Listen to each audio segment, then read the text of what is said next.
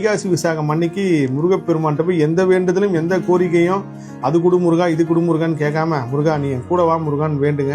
கண்டிப்பாக அடுத்த வைகாசி விசாத்துக்குள்ளே உங்கள் வாழ்க்கையில் இப்போ இந்த வைகாசி விசாத்துக்கு 2027 என்னெல்லாம் குறையா இருக்கோ அதெல்லாம் அடுத்த வைகாசி விசா நிறையோட உங்கள் மனசு திருப்தியோட நடக்கும்ன்றது நீ கோழி சாப்பிட்டியா, ஆடு சாப்பிட்டியா, மாடு சாப்பிட்டியா, மீன் சாப்பிட்டியான்லாம் இறைவன் பார்க்கறதும் கிடையாது. அது எல்லாமே உன்னோட வாழ்வியல் சர்வைவல் பொறுத்து உனக்கு என்ன தோணுதோ, என்ன பசிக்குதோ, எது சாப்பிட்டா வயிறு திருப்தியாகவும் அதை சாப்பிட்டுது. ஆனால் ஒரு புனிதமான ஒரு உயிர் அப்படின்னா மனித ஆன்மா. அந்த மனித ஆன்மாவை கொஞ்சம் மனசாட்சியோட அவங்கள நோகடிக்காம இந்த பயணத்தை வாழுங்க, இந்த வாழ்வியல் பயணத்தை நீங்க கடந்து போங்கன்றது தான் என்னோட கர்மாராய்ச்சியில் எங்கே போனாலும் கிடைக்கிற பதிலாக இருக்கு.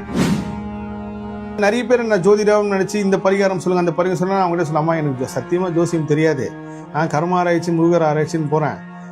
உங்க மனசு எதுன்னு சரின்னு போதோ அது செய்யுங்க. உங்க எண்ணமும் உங்க செயலும் உங்க நோக்கம் தான் உங்க வாழ்க்கையை தீர்மானிக்குது.